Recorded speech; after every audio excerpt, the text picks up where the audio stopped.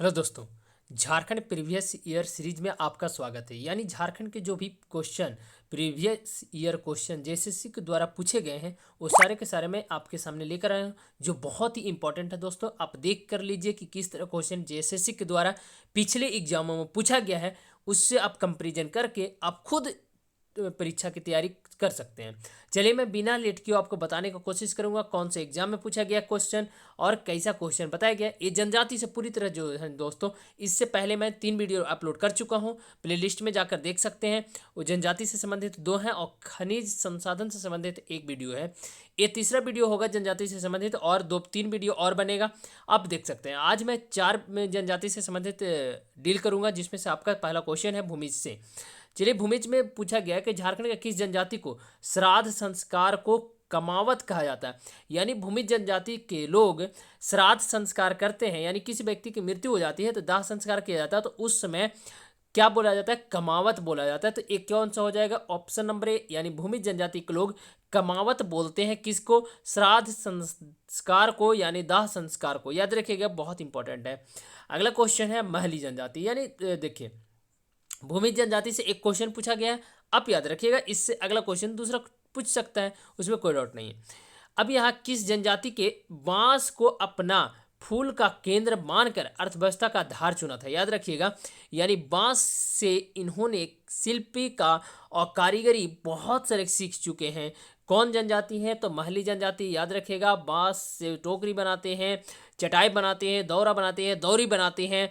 एक कारीगर और शिल्पकार है। याद रखिएगा, सरल कारीगर के रूप में इन्हें जाना जाता है। लघु हस्तकला महली जनजाति के जीवन की बहुत एक महत्वपूर्ण स्रोत है ये दोस्तों।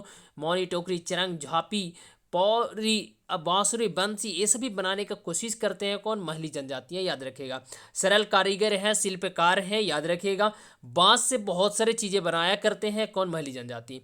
अभी महली जनजाति से जो दूसरा प्रश्न पूछा गया है ऐसा एग्जाम में, दरोगा के एग्जाम में, कि कौन सी जनजाति साधारण शिल्पकार है? याद रखिएगा, साधारण शिल्पकार कौन सी है? तो महली जनजाति। बताएं अभी कि साधारण शिल्पकार है, साधारण कारीगर है, सरल कारीगर हैं, जो बांसों से टोकरी और अन्य कारीगरी बनाते हैं। याद रखिएगा, झारखंड के निम्नलिखित जनजातियों में से किसे सरल कारीगर कहा जाता है? तो याद रखिएगा, महली जनजाति को सरल कारीगर के रूप में जाना जाता है। अगला क्वेश्चन है खड़िया जनजाति से। 2 जनजाति कंप्लीट हो गया, एक खड़िया जनजाति तीसरी जनजाति है। याद रखिएगा, खड़िया जनजाति अनेक पारंपरिक मान्यता किस जनजाति से मिलती है? तो याद रखिएगा, इनका जो मिलती है खड़िया जनजाति की ना दोस्तों, ये मुंडा नागवंशी से मिलती है, यानी मुंडाओं से सबसे ज़्यादा मिलती है। और याद रखिएगा, ये द्रविड़ जनजाति के हैं, द्रविड़ कुल के हैं। याद रखिएगा, जबकि मुंडा जो है ना दोस्तों, ये आपका प्रोटो ऑस्ट्रेलियाड से है। लेकिन दोनों की समानताएं जो है ना, पारंपरिक परंपराएं जो है अधिकतर मिलती जुलती है। किससे? खड़िया से और मुंडा को। पहाड़ी दूध और ढेलकी खड़िया किस जनजाति के हैं? तो याद रखिएगा, ये तीनों याद रखिएगा, पहाड़ी दूध खड़िया और ढेलकी खड़िया खड़िया जनजाति से। ऑप्शन नंबर बी आपका सही होगा। यानी ये तीन प्रमुख वर्ग हैं, पहाड़ी खड़िया है, ढेलकी खड़िया है और दूध खड़िया है। ये 3 प्रमुख वर्गों में बांटा गया है खड़िया जनजाति को। याद रखिएगा।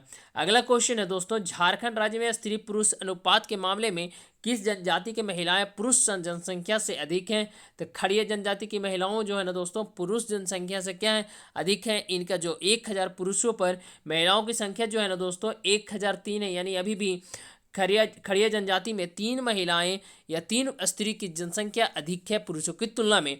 कोरबा जनजाति से समझिए, ये चौथा आपका जनजाति है आज का। इसमें कोरबा जनजाति की पंचायत को क्या कहा जाता है? याद रखिएगा, कोरबा जनजाति के पंचायत को मैयारी भैयारी कहा जाता है। ऐसे याद रखिएगा, मैया की कोरबा में तो कोरबा जनजाति मैयारी और भैयारी होती है पंचायत में।